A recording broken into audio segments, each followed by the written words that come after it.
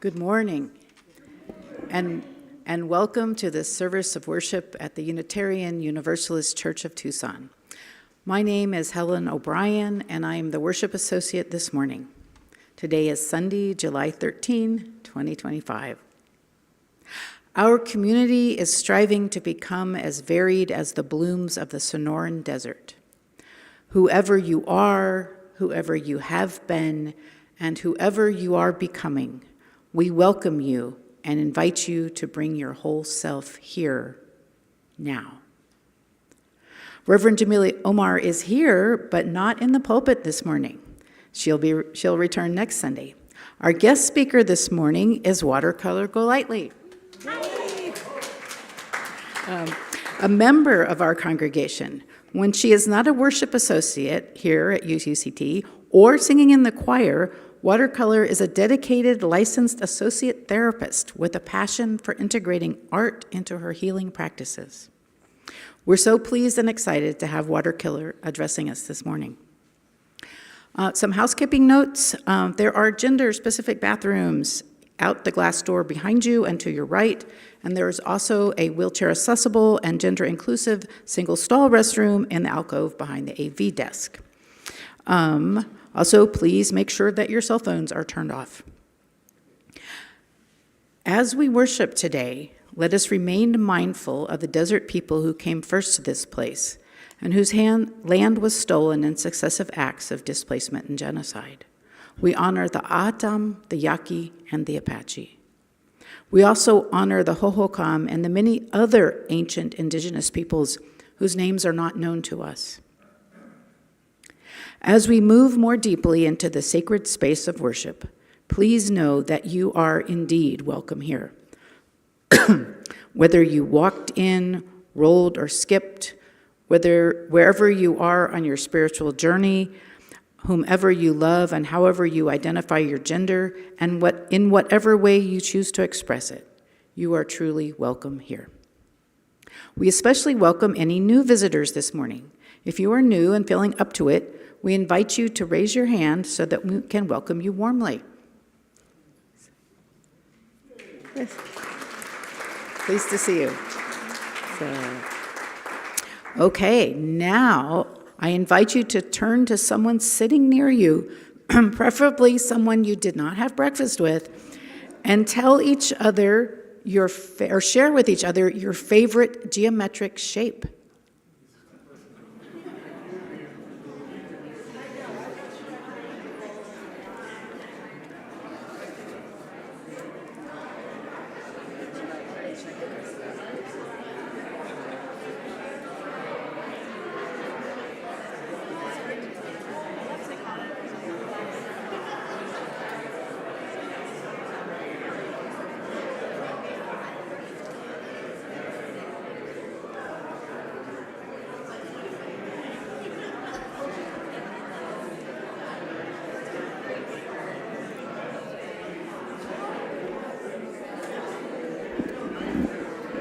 All right.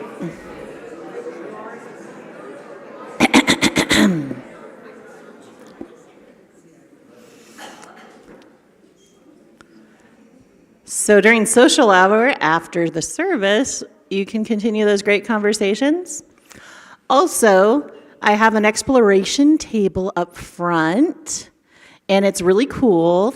After the service, I want to invite you guys to come up. Yes, you may touch the things. Please draw a sacred geometry card. See what you get. Look at the book. Learn about what you drew. Leave it for others to see what we have all drawn. So good morning. As she said, I'm Watercolor Golightly, and it is a pleasure to be guest speaking today, as well as a member of this congregation. Today, we are celebrating the UU value of pluralism. We invite you to contemplate pluralism today. The line off the UU website says, "We declare that there are many paths to the sacred. We hold fast to the notion that one religion does not hold the truth for all times, not even Unitarian Universalism." We maintain that a free, open, respectful dialogue is one of the primary ways our theological perspective evolves and grows. So our call to worship today comes from Mandala to the Soul, which is on that table. It's Mandala to the Soul, a spiritual approach to the art of archetypal psychology, and it's by Dr. Robert D. Waterman. Dr. Waterman was a founding member of my graduate school, Southwestern College of Transformational Counseling in Santa Fe, New Mexico. His passion for connecting what he called ancient wisdom with the modern world spoke very deeply to me through his books and writings. Dr. Waterman's work guided me to my own truth about pluralism and duality, which is all the moving parts make a beautiful dance. And we are also all connected in that magical space. It's my favorite space. It's the space where science and spirituality kiss. So I think it's appropriate we start out today with the passage from the mandatory textbook for all Southwestern students, made free to anyone except for the cost of paper by Dr. Waterman. And it reads, "To find truth, we must always begin with ourselves. We are our own compass. We are simply present. We can access the mystery of our origins. It is not outside. Deep within, we are the one we have been searching for. Life has been given to us as experience. Life is an evolving journey through perception. We are the center of our reality, and our reality reflects back to us from the circumference. From this center, we have three perspectives that always motivate us. Firstly, we speak, act, and choose in ways that maintain a status quo. It keeps life unfolding in an orderly, predictable way. We make life from our reflection, from the circumference. Secondly, we push.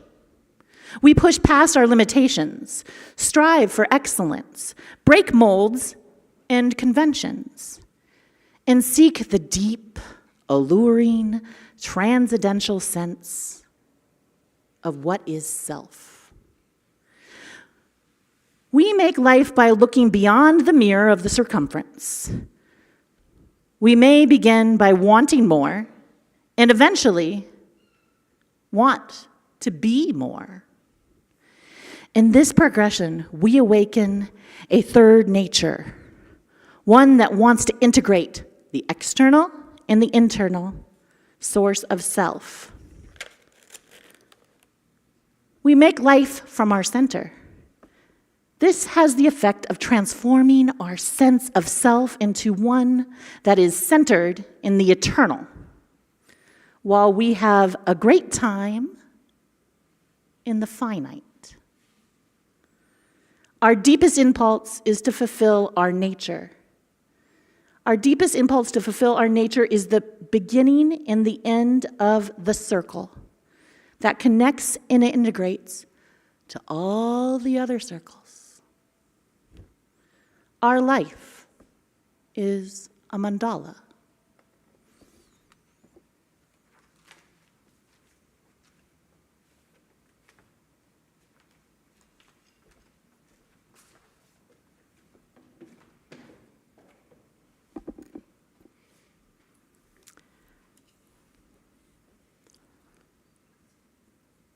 Our chalice lighting this morning comes from reading A Tapestry of Souls by the Reverend Jamie Yandel.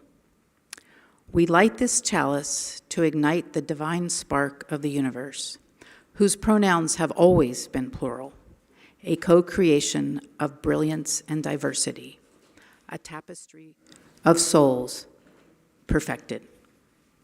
And if you're joining us online, now's time to light your chalice. Thank you. Good morning. Our first song this morning is by Philip Porter, a sacred dancer whose choreography tends to incorporate religious themes and movement. Would you rise as you are able and join in singing? We're going to sing the song in unison and then move it into a simple round. I'll lead group 1, and Tom will lead group 2, and drums will be played by Danielle.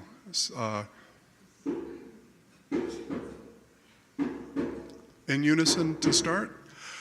Gathered here in the mystery of the hour, gathered here in one strong body, gathered here in the struggle and the power, Spirit draw near.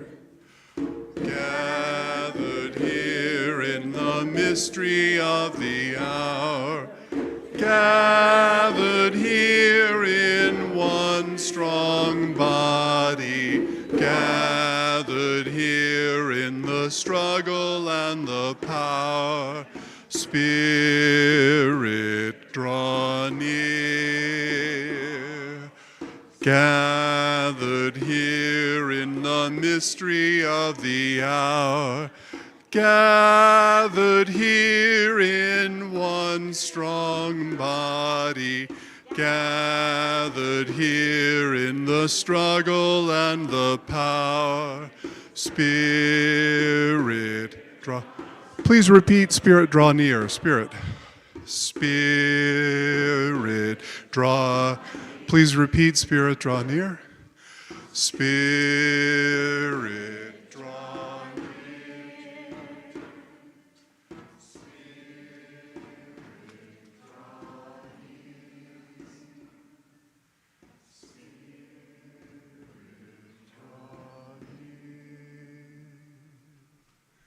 Thank you.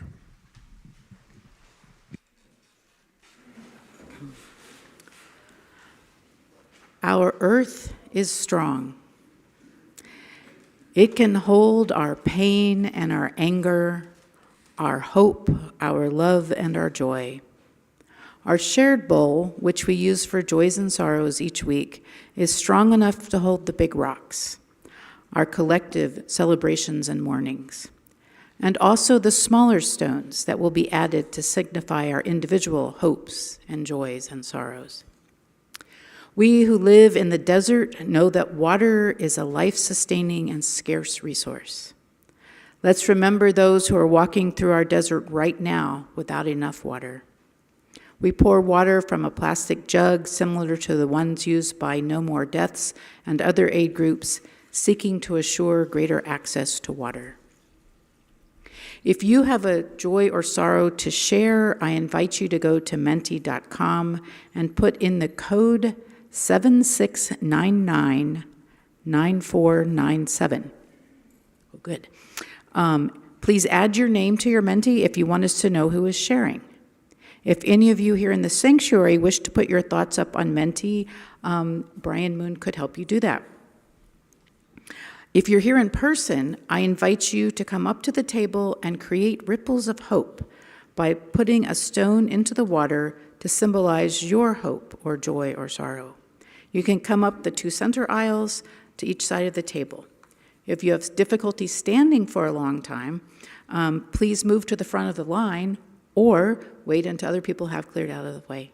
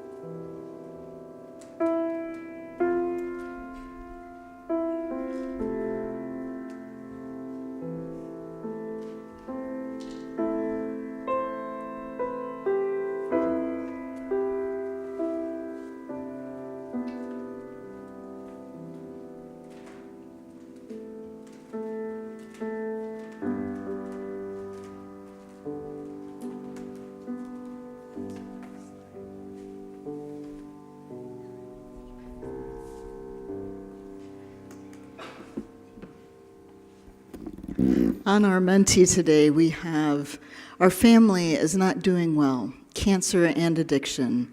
I am grateful for the peace here at church, and I hope we can provide you some peace, friend.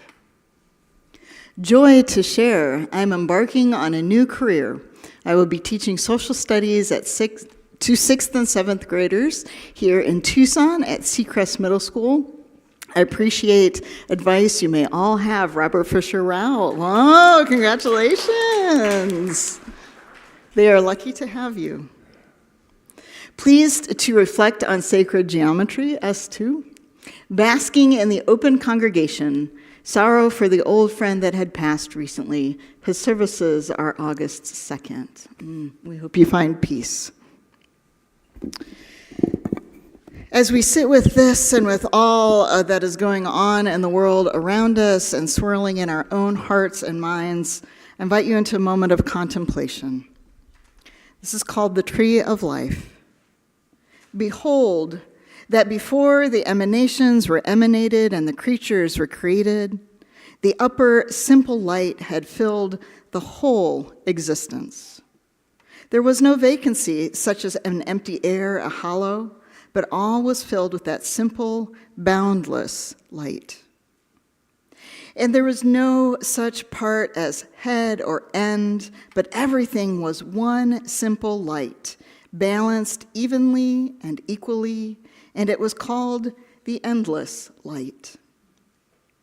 And when upon his simple will came the desire to create the worlds and emanate the emanations, to bring to light the perfection of his deeds, his names, his appellations, which was the cause of the creation of the worlds, he then restricted himself in his middle point, precisely at the center, and he restricted that light and drew off to the sides around that middle point. And there remained an empty space, an empty air, a vacuum, precisely at the middle point. And that restriction was equally around the empty middle point so that the space was evenly circled around it. And after the restriction, when the vacant space remained empty precisely in the middle of the endless light, a place was formed where the emanations, creations, formations, and actions might reside. Then, from endless light, a single line hung down from above, lowered into that space. And through that line, he emanated, created, and formed, and made all the worlds. Prior to these four worlds, there was one endless light whose name is One, and wondrous hidden unity. And even in the angels closest to him, there is no force and no attainment in the endless light. And as there is no mind of a created that could attain him, for he has no place, no boundary, no name.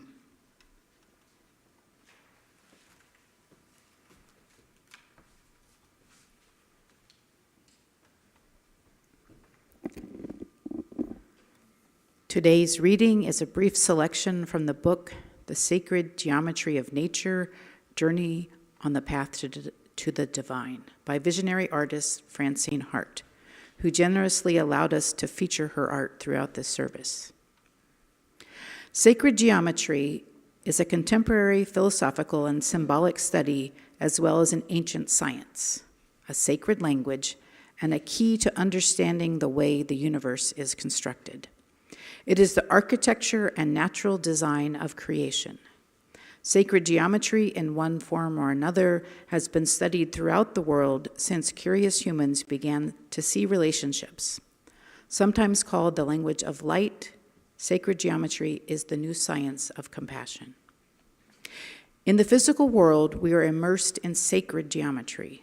When we admire a giant spider's web glistening in the morning dew, it is not just the miracle of nature, but the beauty of the spiral webbing that attracts our attention. The intricate shapes of a honeycomb fascinate us with their story of industrious bees and strong communities, but the many remarkable hexagonal wax cells perfectly horizontally aligned are a marvel in and of themselves. Sacred geometry, abundant in our universe, can inspire and bring new dimensions to an artistic endeavor.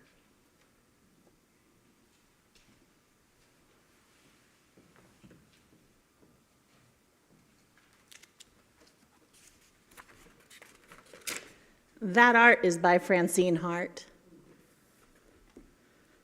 I love how she defines sacred geometry. Very flowery, very pretty. Hers are the words of a true visionary artist. But let's be honest, flowery words don't speak to everyone, particularly for those who feel that geometry, defined by the Encyclopedia Britannica as the branch of mathematics concerned with the shape of individual objects, spatial relationships among various objects, and the properties of surrounding space,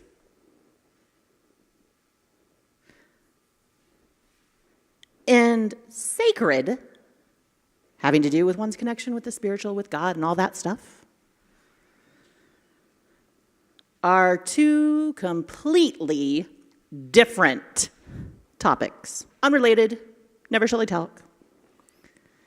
As this is a Unitarian Universalist church, I anticipate of those thinking like that, there are two camps. Those of you and us who would prefer that those two never mingle, and I get it. Some of us have a very complicated relationship with math. And some of us have a very complicated relationship with spirituality and sacred and God and all those things. And to both of these camps and everyone that falls in the middle, which I'm sure many of us do, I say, thanks. Thanks for hanging in there. And I want to offer you just a little gratitude for pluralism, because again, it's what connects us all. I have the next slide. The concept of sacred geometry is referenced by many cultures. But for the sake of time and sanity, I've chosen to begin by referencing this old dead Greek guy. Do we know who this is? Oh my gosh, Plato. Yes, Plato. Plato probably coined the term sacred geometry officially in the Timaeus. For those of you who have already heard enough of old dead Greek guys for your entire life, I apologize. But I promise I will bring this full circle. Hang in there. So in both the Timaeus and the Republic, Plato describes geometry as the blueprint of the universe. He uses the term cosmos. Plato's work is the accumulation of the work of Pythagoras and roughly 145 years of all the mathematicians between Plato and Pythagoras. In the Timaeus, he addresses his beliefs that through the observation of geometry, one can understand the universe. So I ask you this: what can be more sacred than a blueprint to the universe? And what can be more scientific than thinking that there are patterns and observations you can make to explain it all? More satisfying to the scientific mind to know that there is structure. It can be observed, and it can be observed in everything on the surface all the way down to the molecular level. It can be a gateway to understanding the world. So these shapes are known as the Platonic solids. It's important to note, particularly if Randy is here, sending lots of love out there to Randy.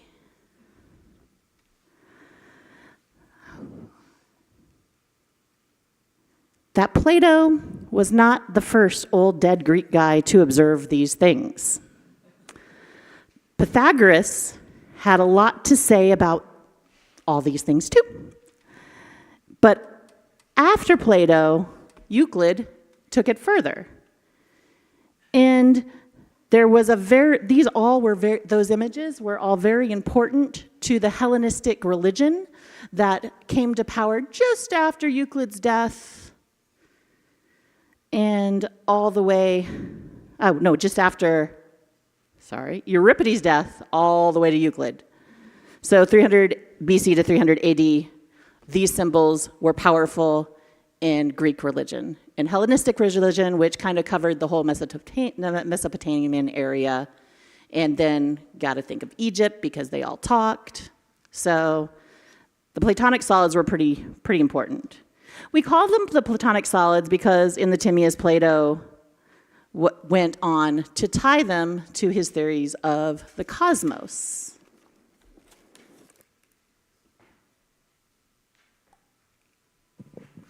I can move. So,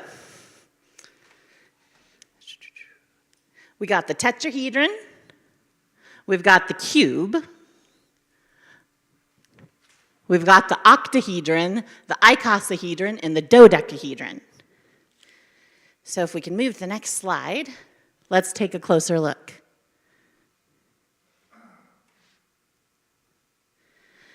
Oh yes. It's also very important to know that the circle and the next one, more circles, and the next one, and the spiral. Not Platonic solids, but also very important for us to talk on today in your crash course to sacred geometry. Next slide, please. Starting with the tetrahedron, Platonic solids.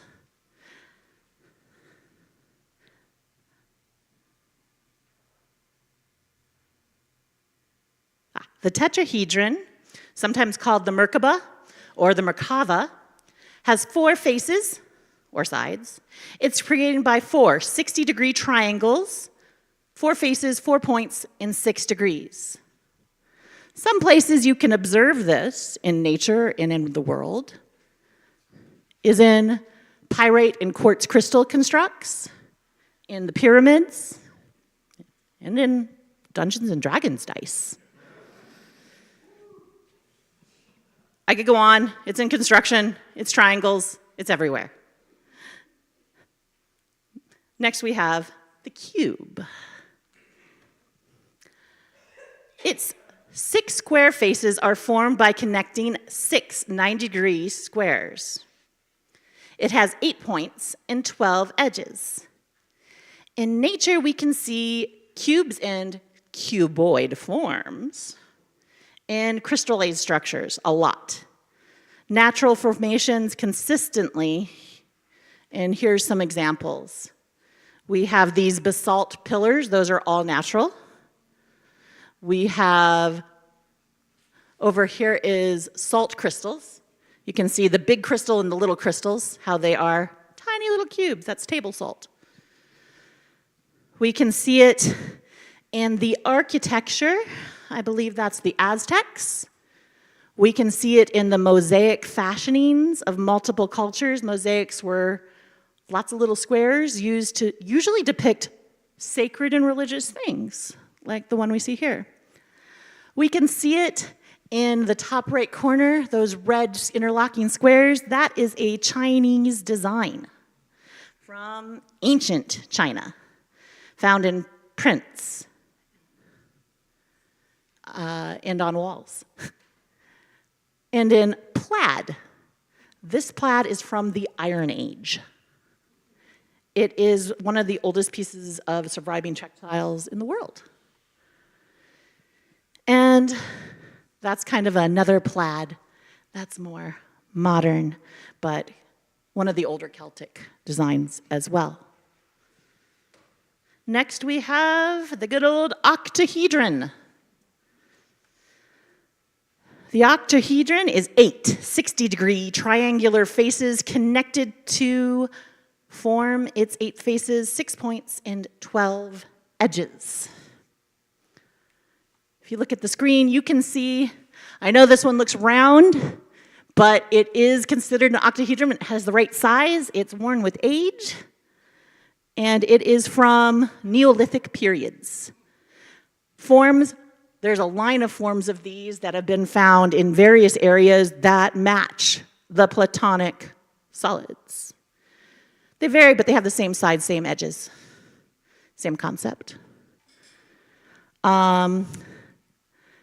Dice, ceilings of religious buildings, observable in the world. So far, Platonic solids, I get you, Plato. I'm observing them. I'm seeing them. But now we move to the octahedron. Oh, that was the octahedron. I meant the icosahedron. See, math is complicated. Who knows it? Icosahedron? No one's yelling at me. Either one? I'll take it. The Greeks and the Chinese apparently liked icosahedron dice. This was harder to observe. And this is where I point out that when Plato waxed philosophical about the Platonic solids, he associated them each with an element. So, earth, wind, water, fire. So there was an element of sacred that was beyond the observation in these. And then we go to the dodecahedron. I tried so hard to find a naturally occurring dodecahedron in nature, friends. I went down the rabbit hole, and I came up with this. It is made of 12 108-degree pentagons. See the pentagon? Pentagons. So I decided to look at pentagons to kind of show you some observations. And lots of people like to turn a pentagon into a 5-pointed star. I bet you can think of a bunch of people that like 5-pointed stars in a bunch of different places. You can see the 5-pointed star on this table when you cut the middle of an apple open. You can, oh, there it is. In the flowers, it's observable in nature and in the world. Moving on.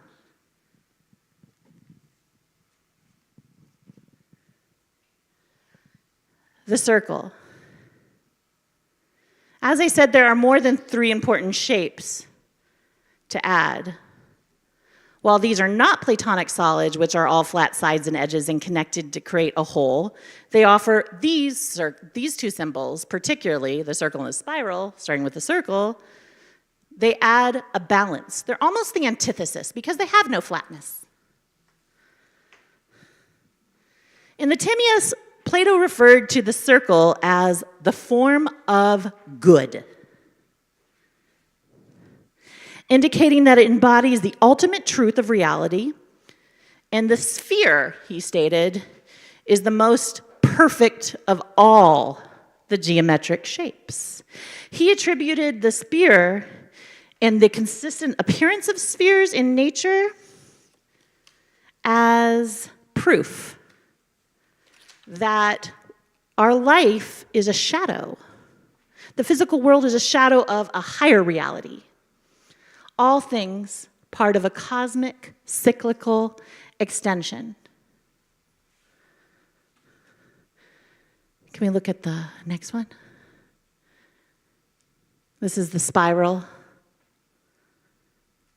Plato said that the spiral observed in nature specifically was indicative of the path we travel between life and death.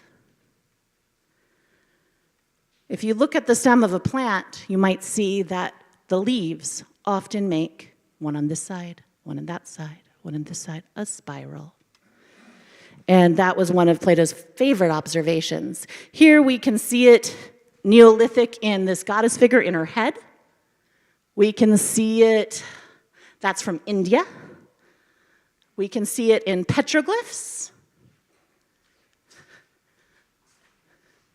We can see it if you look in the middle of the sunflower at this cool succulent, and I think that's a fiddlehead. And that ammonite fossil right there in the corner.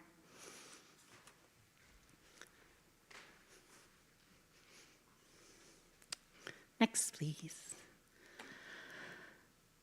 Remember how I said math is complicated relationship lots of us have?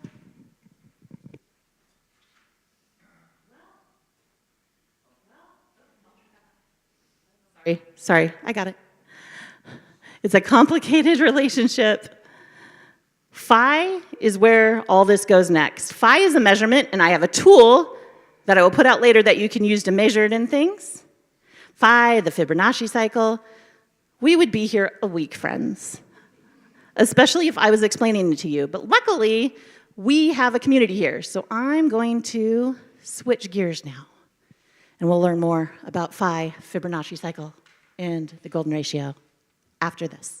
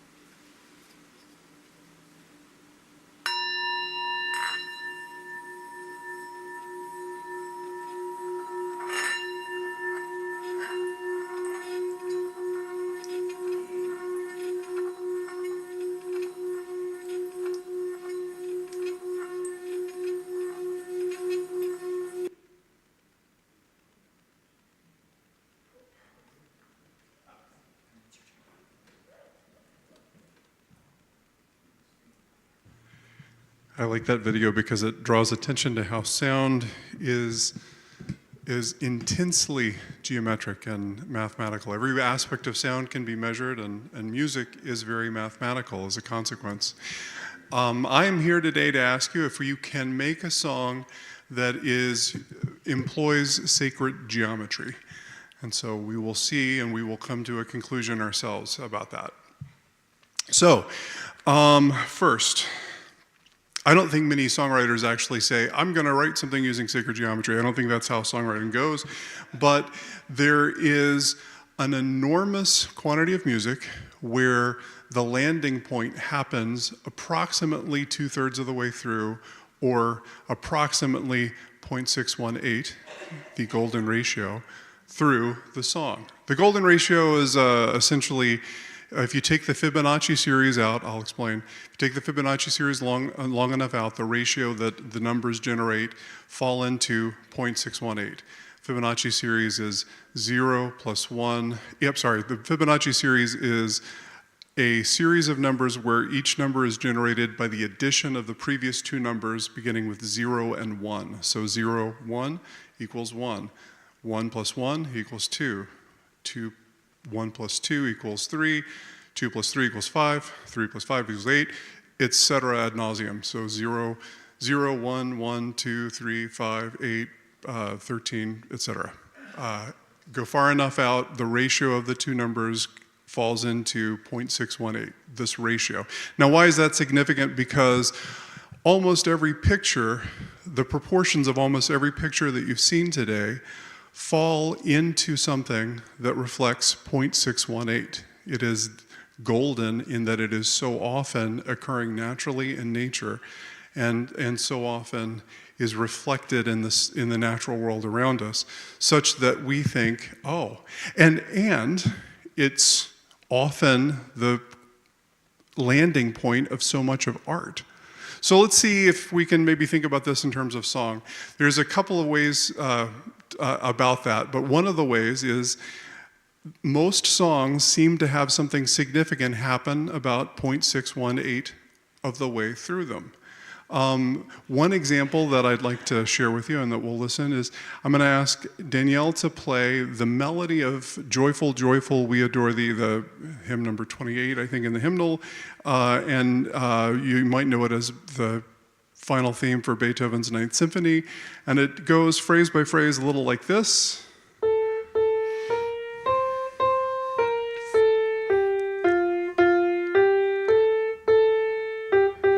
Then that repeats almost exactly.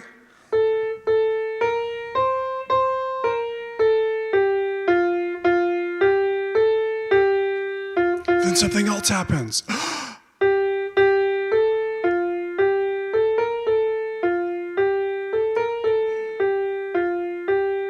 Before we go back to the opening.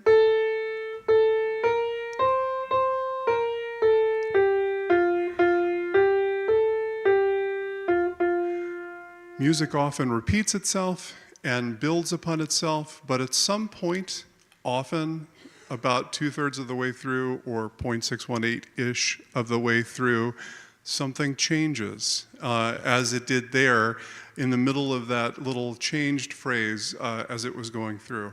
Let me see if we can find this ourselves. I'm going to ask Danielle to play another melody, and I'd like you to ask yourself this question, and then I'm going to ask you to sing it.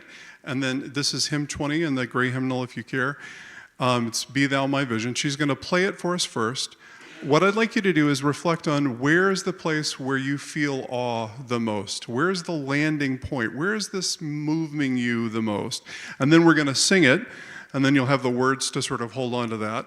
And then I'm not going to take the time to do a full survey, but I'm going to tell you where the golden mean is in the song, and then we'll sort of think about it that way. So first, let's listen to the melody, and then after that, AV will help us with the slides, and we'll sing it.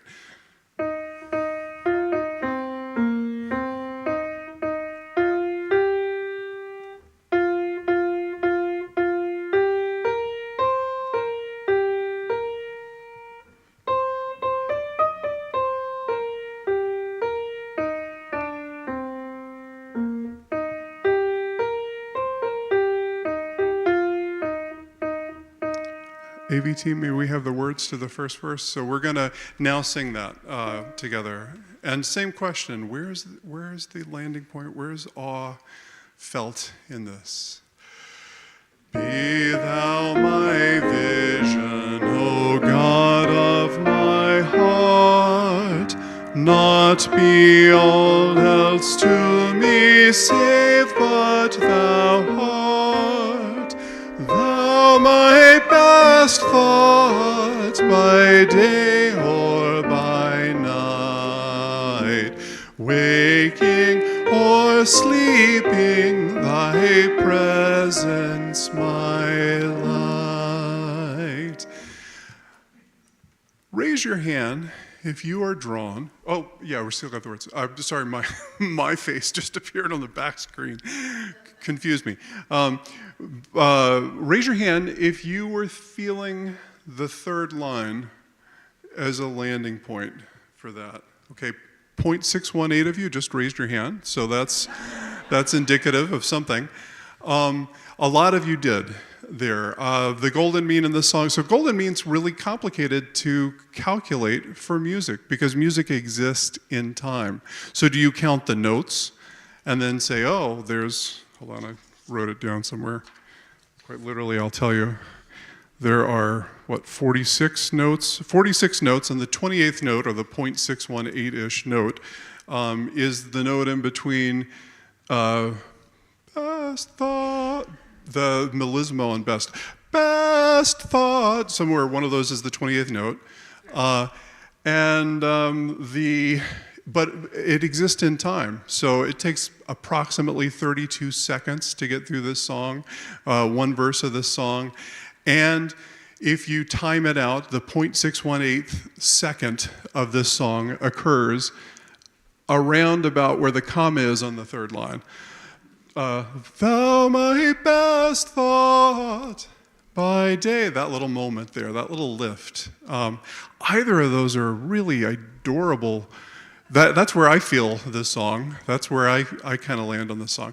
Now, you may not be inspired by that at all, but it is everywhere in music. And we could do this with the Beatles or James Taylor or Mozart or whomever you want. And in many of the genres and musics around the world, there's just something about this that happens, which suggests that something intrinsically human is golden. Why?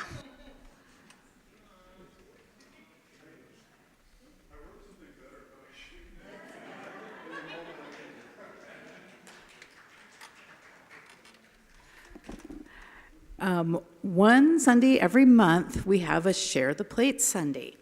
And this Sunday, our Share the Plate recipient is the Sister Jose Women's Center. MJ is here to explain to us the important work and mission that they have at the mission. Thank you. Okay. Good morning. Is the sound okay with everybody? Good morning. Thank you so much for having us here today. Sister Jose Women's Center, for those of you who don't know, we have 54 overnight shelter beds for unhoused women and their pet companions, as well as day service programs. We're averaging about 75 women a day who we provide cord services for, which are meals, showers, laundry, clothing. So I'm here humbly on behalf of those women and the volunteers and donors and staff that run the center every day. And it is the great contributions and generosity of the community of Tucson that really allows for us to have grown from serving, I think we were serving like 20 women 5 years ago to now where we're at today, with a continued need in our current environment. So I just want to say thank you for allowing me to be here today. I think there's many ways to describe the work that's done at Sister Jose. A lot of our folks describe it as God's work. I describe it as the physical manifestation of human kindness, because that's what I see every day in the interactions between our staff and our volunteers, and the women that we serve. So thank you so much for your contributions to our mission.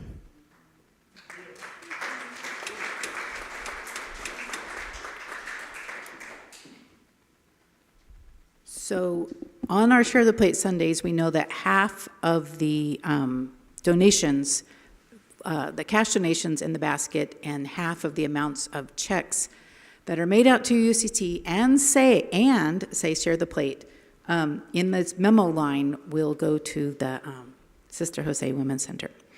However you participated in today's service, our congregation depends upon you for your love, your time, and your financial support. For those of you here in person, the ushers will soon be passing the collection baskets. For those of you watching from afar, you can send a check to our church office, give online at uuctucson.org/donate. And as I said, half of our donations today will go to the Women's Center. If you give online, you can indicate that in the little drop-down box where you would fill in your donation amount. Thank you.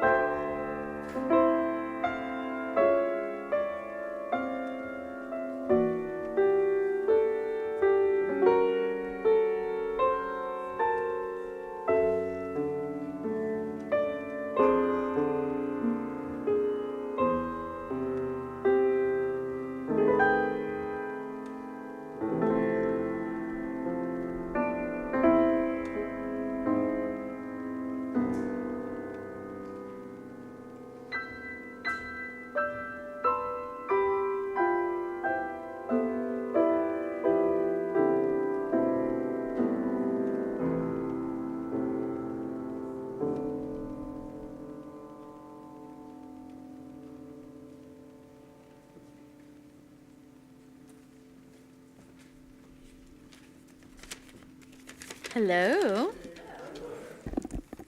Good morning. My name is Brenda Lunt, and I serve as your board secretary, and I oversee the worship portfolio.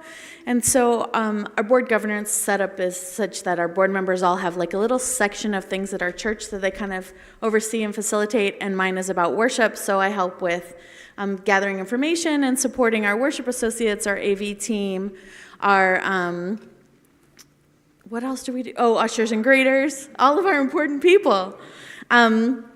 So first I want to invite everyone to social hour after the service in Goddard Hall.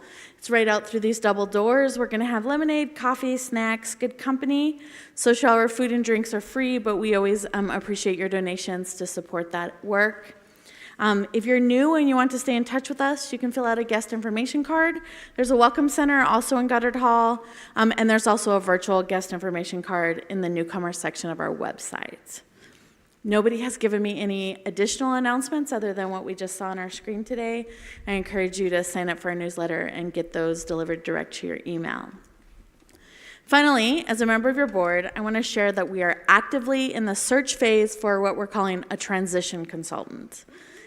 As you likely know, we've retained Reverend Jameli Omar as our full-time minister.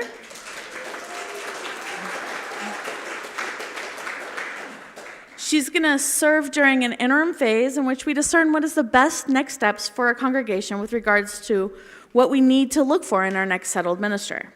Additionally, the board identified that we need to hire a part-time consultant to help us with this discernment. So we are currently advertising for that position, and we hope to be able to introduce you to someone in August or maybe early September as we go through that process. We know that many of you have questions and that you're wondering about how this all works because we're doing it a little bit differently than a traditional interim process between settled ministers. And with the departure of our beloved Bethany just a couple weeks ago, we're continuing to want to update you and communicate to you on how that works. Feel free to come talk to me, but not today because I'm leaving right now to take my kid to sleepaway camp, or any of our board members wearing their Board of Trustees lanyards. We have 3 or 4 here. If you're not wearing your lanyard, you might need to go get it so people know you're a board member. Looking at you, Tom Gregg. But we're happy to answer your questions about transition or anything about how our church is governed. We're in our next board meeting is next month. Board meetings are open to members of the congregation. They're kind of boring if you're not involved. I totally get that. But also we want you to know that the work that we do is intended to be for you, transparent to you, and in support of the things that you need as our members. So that's what I had to share today. I hope to see everybody soon.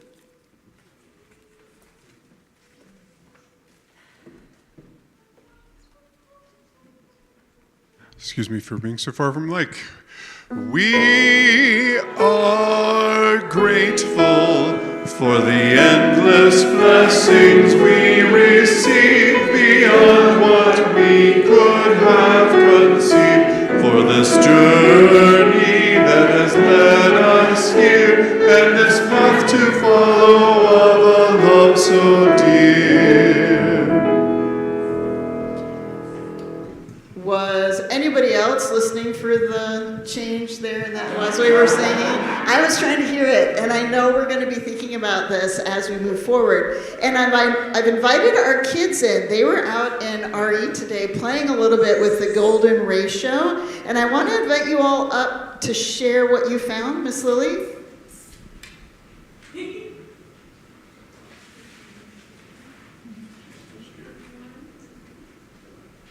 We have a shoe incident.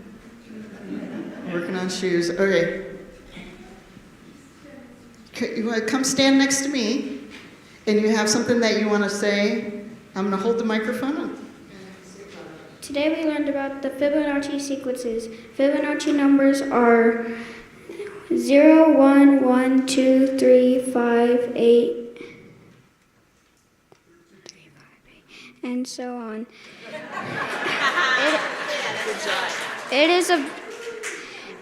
It is observed in nature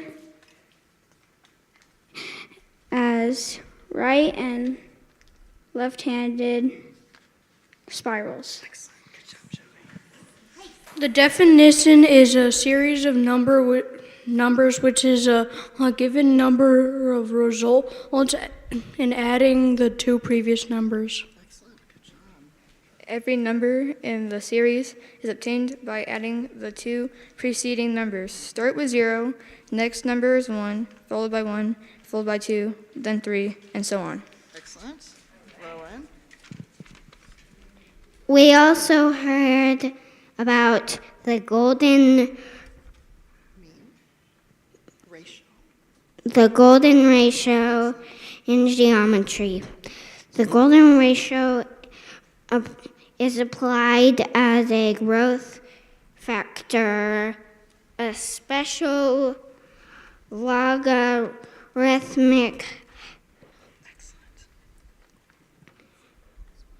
spiral, aka golden spiral. Very well done. Matthew, you have more? Okay. The golden ratio has two quantities, A and B. A is greater than B. Add A and B. Divide that sum by A. If the ratio comes out equal to the ratio of A and B, then A plus A and B have a golden ratio, represented by the Greek letter phi. Excellent. The golden spiral gets wider by a factor of 5 for every quarter turn. Examples: Ferris wheel, seashell, hurricanes, spider webs. Can you find a golden ratio or a spiral at church? Thank you. Thank you all. What a great report. And I was thinking about examples that we might see around church, and so as you're walking around, you might look for some. I want to measure the big circle above Helen's head there, because I would guess that the chalice in the middle roughly falls into the 2/3 on the left side and the 1/3 on the right side. So I think we see these all the time, and we might enjoy them a lot. So be paying attention and look around and see what you see out there. Thank you, guys. Appreciate your time.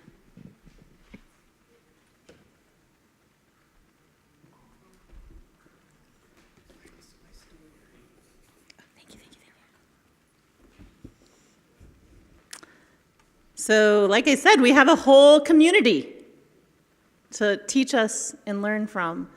And special thanks to RE for working with our kids and teaching them such cool stuff, right? So, today we started an adventure. The topic of sacred geometry, it is a vast topic, and we have just scratched the very surface. Here, if you choose, is another tool for you. You can use geometry as a tool to explore the vast mysteries of the universe. And it goes so much deeper than we have time for today. Let's look at the next slide. So it's more than skin deep. I don't think Plato had a way to observe this, but DNA has a spiral. The atom, bone marrow, viruses, bacteria, good bacteria. I think the one might be questionable, but let's not assign good or bad to them. They are just what they are. The molecular level. So it's not only deeper than the skin, it's vaster, much further. If we can look at the next slide. It's observable in the cosmos, the planets, a supernova, a black hole, observing creation as we can now with our, what will be prehistoric tools someday, right? We can see that it's all around us. I really like the word cosmos as a descriptor. Now, in the modern English language, universe and cosmos are often used interchangeably, so saith a few dictionaries. But cosmos, if you look at the original Greek, K-O-S, M-O-S. The word cosmos actually wasn't just the universe, it was the order of the universe. When speaking of the cosmos, we are looking at the universe in a concept of something that is observable, measurable, orderly, amazing, mysterious, and beautiful.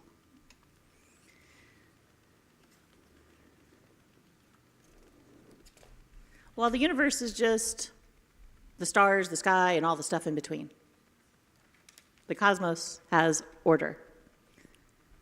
Geometry is just one lens that we can use to explore the cosmos. So if you're intrigued, I invite you to take this further. Follow in the footsteps of our ancestors, because apparently all the ancestors were very interested in observing and contemplating these things.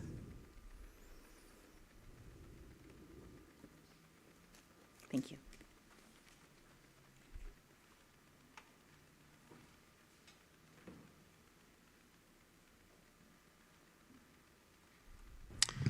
Our last song today is Just As Long As I Have Breath. Would you rise as you are able and sing? The words will be on the screen. It is, I've forgotten the hymn number already, but it is in the 6. It's on there. Anyway, let's.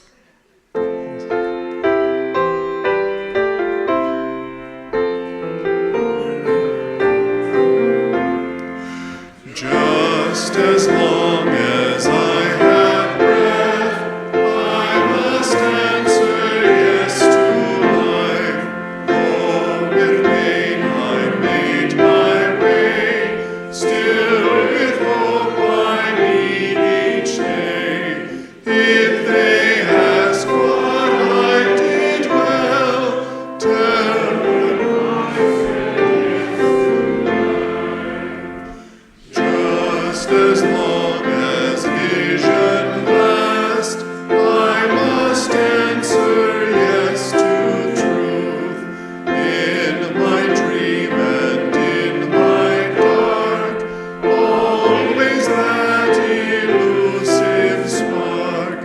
If they ask what I did well, tell them I said yes to truth. Just as long as my heart beats, I must answer yes to love. Disappointment pierced me through, still I kept on loving you. If they ask what I did well, tell them I said yes to love. Please be seated.